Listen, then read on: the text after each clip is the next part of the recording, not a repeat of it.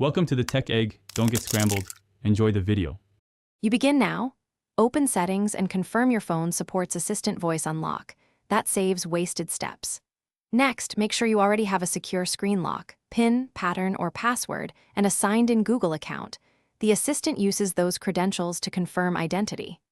Once done, enable the Google app, location, and Bluetooth to allow proximity and device checks, and verify the phone has recent Android security updates. If not, update before proceeding, so the voice unlock option appears in Assistant settings. Now configure Assistant.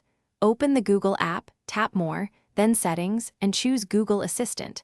This is where the voice unlock lives.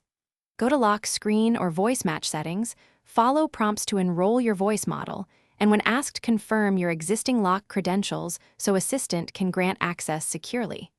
Make sure you grant microphone permission and lock screen access, and set any biometric fallback, face, or fingerprint, so the phone unlocks smoothly when voice alone fails.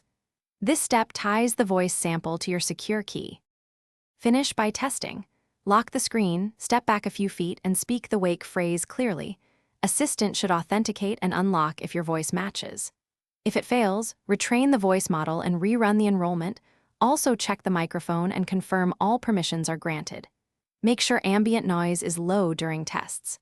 If false accepts or you suspect spoofing, immediately disable voice unlock and keep the screen lock active. That protects your data until a safer method is available. Thanks for watching. Consider subscribing if I helped unscramble your problems.